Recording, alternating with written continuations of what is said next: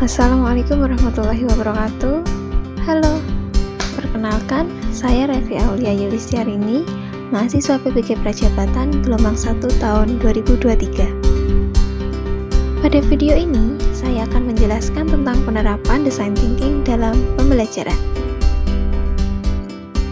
Salah satu langkah yang dapat dilakukan guna mencapai pendidikan abad 21 yaitu dengan menerapkan design thinking pada proses pembelajaran.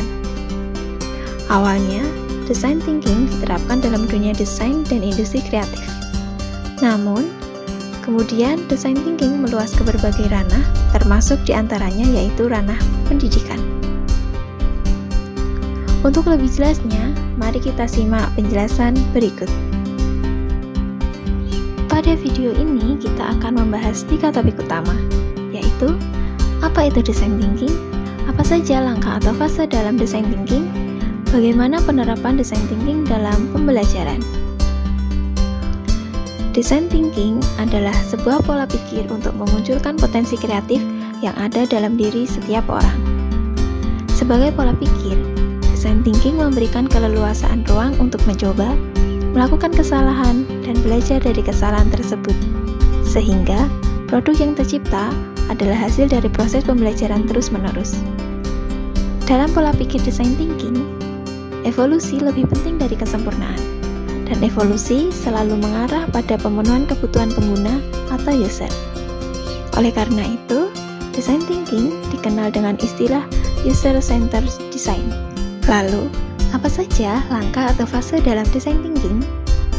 David Kelley, pendiri dari IDEO dan Stanford School of Design Thinking, membagi proses design thinking menjadi 5 fase. Yang pertama, fase empathize atau membangun empati. Pada fase ini, perancang perlu membentuk pemahaman mendalam terhadap karakteristik dan kebutuhan pengguna produknya. Pemahaman tersebut dibentuk melalui cara-cara empatis, seperti bertanya dan mendengarkan. Fase yang kedua yaitu define atau merumuskan tujuan.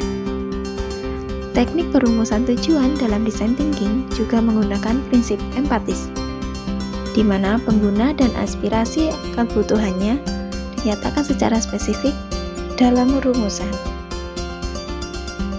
Fase yang ketiga yaitu ideasi, menciptakan solusi. Pada fase ini, perancang akan menciptakan ide-ide solusi. Proses menciptakan ide dalam design thinking dibuat sedemikian rupa untuk memunculkan sebanyak mungkin ide solusi.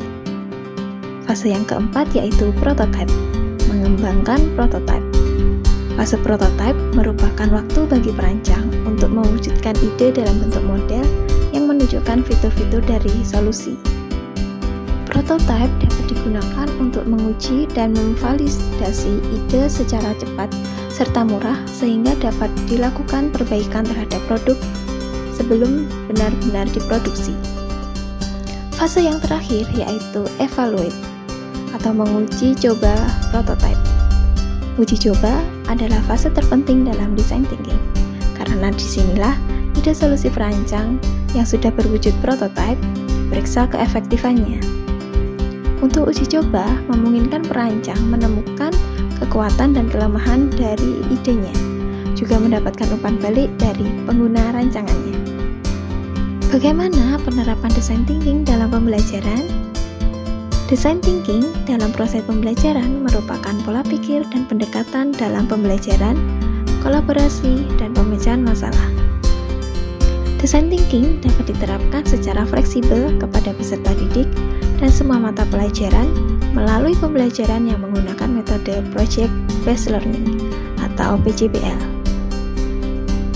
Metode pembelajaran Project Based Learning terdiri dari 5 langkah, yaitu discovery atau memahami dan meneliti masalah.